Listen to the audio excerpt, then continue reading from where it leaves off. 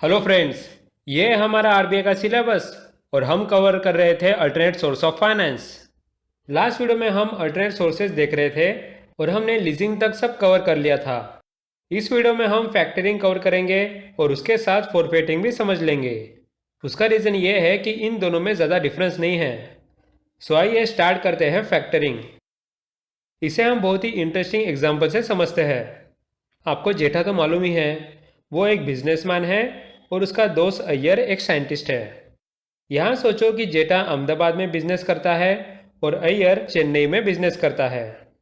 अब सोचो कि अय्यर को एक साइंस का प्रोजेक्ट करना है जिसमें उसे बहुत सारे इलेक्ट्रॉनिक डिवाइसेस की ज़रूरत है। इसलिए अय्यर जेठा के पास जाता है और उससे 10 लाख के इलेक्ट्रॉनिक डिवाइसेस खरीदता है। सो यहाँ जेठा उसे इलेक्ट्रॉनिक डिवाइसेस दे देता है और उसके नाम से 10 लाख का बिल बनाता है।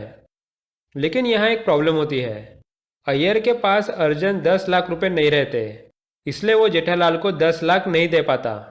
लेकिन जेठालाल को तो अमाउंट चाहिए। अगर उसके 10 लाख फंस गए फिर वो बिजनेस कैसे करेगा? अपने दुकान में इलेक्ट्रॉनिक डिवाइसेस खरीदने के लिए उसे अमाउंट की ज़रूरत है। इसलिए जेठा एक काम करता है, वो एक फाइनेंस कंपनी के पास जाता है, जो एक बैंक हो सकती है या फिर नॉन बैंकिंग फाइनेंस कंपनी होगी या फिर कोई प्राइवेट कंपनी होगी। तो उसे जेठा अपना 10 लाख का बिल बेचता है और उस कंपनी से 9 लाख अर्जेंटली ले लेता है। तो अब सोचो इस कंपनी का फायदा क्या होगा? ये कंपनी अय्यर से 10 लाख वसूल लेगी, जहां 9 लाख कंपनी ने जेठालाल को दिया और 1 लाख का उसे फायदा हो गया, राइट? इसे हम कहते हैं फैक्टरिंग, जहां एक बिजनेसमैन अपना बिल फाइनेंस कंपनी को बेचता है और वो फाइनेंस कंपनी बिल का अमाउंट वसूल करने का काम करती है। ओके, यहाँ एक बात आप समझ लो कि जो भी फाइनेंस कंपनी बिल का अमाउंट वसूल करती है उसे हम फैक्टर बोलते हैं। Now let's see what it says. The factoring is a financial transaction and a type of debtor finance in which a business sells its account receivables, that is invoices, to a third party, which is called a factor, at a discount. In this purchase, account receivables are discounted in order to allow the buyer to make a profit upon the settlement of the debt. Factoring therefore relieves the first party of a debt for less than the total amount, provided them with working capital to continue trading, while the buyer or factor chases up the debt for the full amount and profits when it's paid. अब friends, factoring में हमने समझा कि finance company Iyer से वसूल करेगी 10 लाख। लेकिन सोचो कि अय्यर का प्रोजेक्ट फेल हो गया और वो 10 लाख फाइनेंस कंपनी को दे नहीं पाया। अब इसके पास दो सिनेरियोज आते हैं। सबसे पहला ये सिनेरियो होगा कि अब जेठालाल को फाइनेंस कंपनी को 10 लाख पे करना पड़ेगा। इसलिए देखो जेठालाल कितना गुस्से में है। इसे हम कहते हैं रिकोर्स फैक्टरिंग, जहां बिजनेसमैन जिसने फैक्टरिंग का ऑप्शन लिया है वो फाइनेंस कंपनी को प्रॉफिट के साथ पूरा अमाउंट देगा।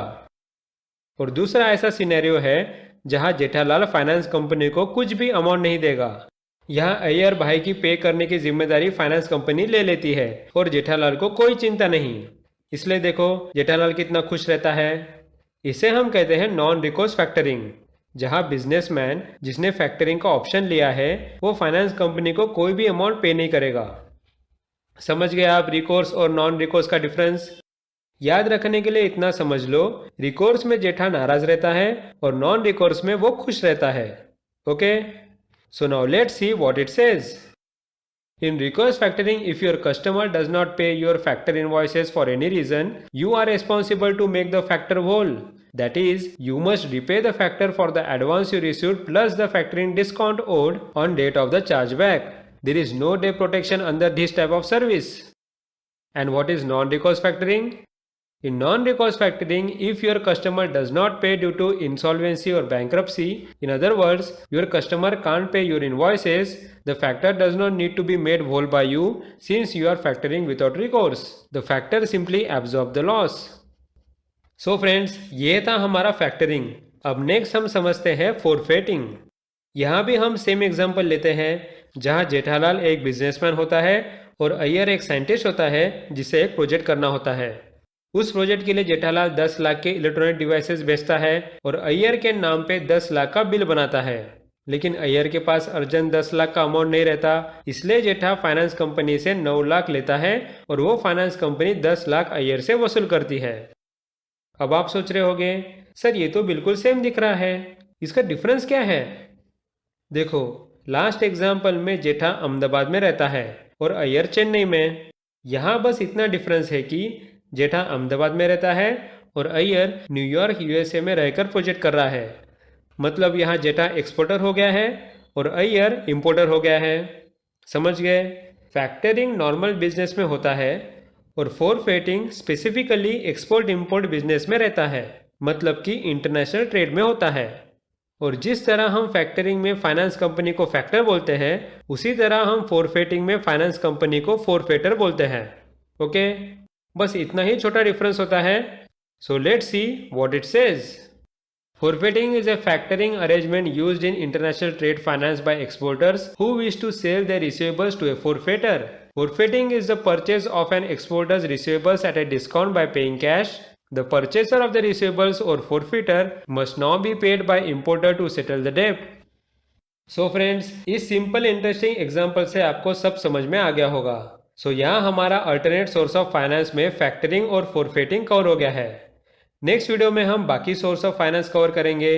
सो thanks for watching and meet you in the next video.